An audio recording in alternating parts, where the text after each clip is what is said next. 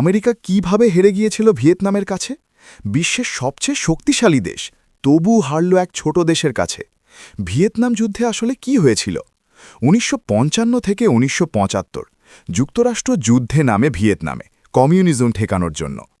তাদের ধারণা ছিল উন্নত প্রযুক্তি আর শক্তিশালী সেনাবাহিনী দিয়েই সহজেই জয় পাওয়া যাবে। কিন্তু তারা ভুল করেছিল একটা বড় জায়গায়। তারা শত্রুকে বুঝতে পারেনি।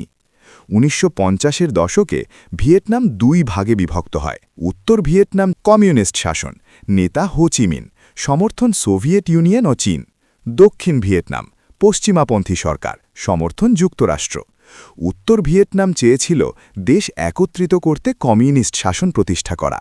যুক্তরাষ্ট্র দক্ষিণ ভিয়েতনামকে রক্ষা করতে চলে আসে।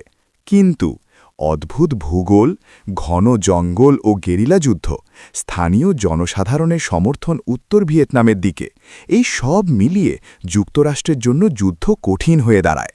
ভিয়েতনামে যোদ্ধারা, বিশেষ করে ভিয়েতকং, ব্যবহার করত গেরিলা যুদ্ধ কৌশল, হঠাৎ আক্রমণ, বুবি ট্র্যাপ, টানেলের ভিতর লুকিয়ে থাকা। ঘন জঙ্গল হয়ে যায় তাদের সবচেয়ে বড় অস্ত্র।